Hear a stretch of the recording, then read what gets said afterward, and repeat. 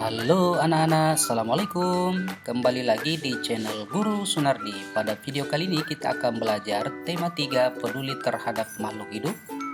Sub tema 1 hewan dan tumbuhan di sekitar rumahku. Pembelajaran 3.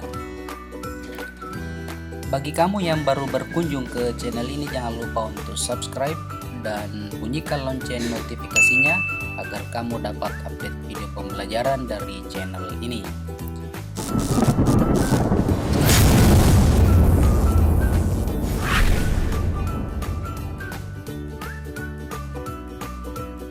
Adapun tujuan pembelajaran 3 ini adalah mengidentifikasi bagian tumbuhan dan fungsinya, menulis laporan bagian tumbuhan dan fungsinya, membuat daftar pertanyaan untuk persiapan wawancara dan menggunakan kosakata baku dan kalimat efektif saat melakukan wawancara. Lingkungan yang hijau berpengaruh terhadap kesehatan manusia. Hal ini salah satunya karena manusia menghirup oksigen yang dihasilkan oleh tumbuhan hijau tersebut.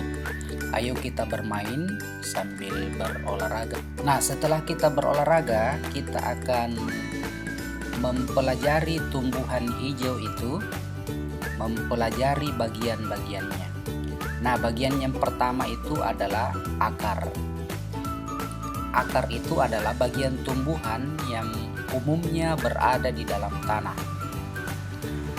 Ada juga akar yang tidak di dalam tanah ya, seperti akar yang menjalar. Biasanya kita lihat menjalar di atas tanah. Untuk beberapa jenis tumbuhan, akar juga terdapat di atas tanah bahkan menggantung. Akar berfungsi antara lain sebagai bagian yang mengokohkan tumbuhan. Jika tumbuhan tidak memiliki akar, tumbuhan akan mudah dicabut, mudah roboh ketika diterpa angin atau hanyut terbawa air ketika turun hujan. Zat-zat mineral dan air yang dibutuhkan untuk membawa makanan diserap oleh akar dari dalam tanah. Namun pada beberapa tumbuhan tertentu akar tidak hanya berfungsi menyerap air dan mineral, tapi juga berfungsi sebagai penyimpanan cadangan makanan. Misalnya pada beberapa tumbuhan umbi-umbian. Nah, yang kedua bahagian dari tumbuhan itu ada bunganya. Ya, bunga merupakan bagian tumbuhan yang berfungsi sebagai alat perkembangbiakan tumbuhan biji. Selain itu, bunga juga berfungsi mempercantik tumbuhan, ya utamanya bunga-bunga ya, atau kembang di rumah kita. Dan ada bagian tumbuhan yaitu daun yang kita lihat selama ini berwarna hijau ya, hijau itu semua daun. Bagian tumbuhan yang berfungsi sebagai tempat berlangsungnya fotosintesis. Daun banyak mengandung zat warna hijau yang disebut klorofil atau zat hijau daun. Daun terdiri atas tangkai dan helai daun. Nah, bagian berikutnya ada batang. Batang itu bagian tumbuhan yang berada di atas tanah.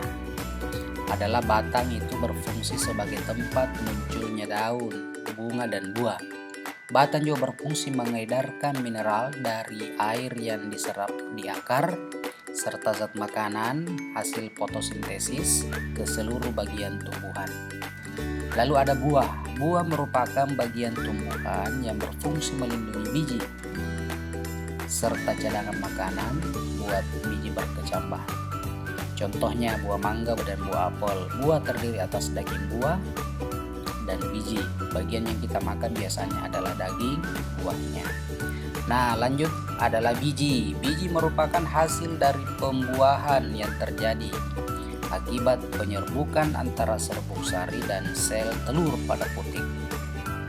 Jika biji ditanam akan tumbuh menjadi tumbuhan baru. Biji memiliki keping. Biji ada yang berkeping satu, ya misalnya padi yang tidak bisa dibelah ya. Dan ada yang berkeping dua, ya biji mangga itu, biji jeruk berkeping dua ya. Biji berkeping satu disebut monokotil dan biji berkeping dua disebut dikotil. Nah, itu beberapa bagian tumbuhan yang perlu kalian ketahui. Nah, tugasmu yang pertama adalah bahwa setiap tumbuhan di atas memiliki fungsi yang dapat menjaga kelestarian tumbuhan. Tuliskan fungsi bagian tumbuhan pada kolom di bawah ini. Misalnya, yang pertama akar, fungsinya apa? Silahkan diisi ya. Dan seterusnya sampai 6 nomor. Nah, cermati teks tentang upaya manusia untuk menjaga kelestarian lingkungan berikut ini. Setiap tumbuhan memiliki bagian yang bermanfaat bagi makhluk hidup. Di antara tumbuhan tersebut ada yang memiliki bunga. Bunga di sekitar rumah Lani terlihat sangat subur dan beraneka warna. Lani sangat rajin merawat bunga-bunga tersebut, ia menyiramnya setiap hari. Bunga membuat lingkungan rumah Lani menjadi indah dan sejuk. Dipandang mata, beberapa jenis bunga menghasilkan wangi sehingga membuat harum udara di lingkungan rumah Lani. Nah, tugasmu yang kedua adalah jawab pertanyaan ini berdasarkan bacaan di atas.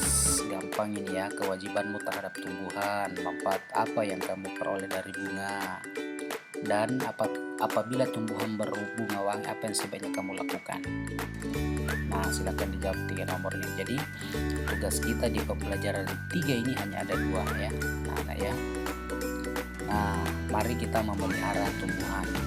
Kalian boleh memelihara tumbuhan di rumah masing-masing dengan bantuan ibu atau kakak. Silakan tanam bunga untuk mempercantik atau memperindah rumahmu.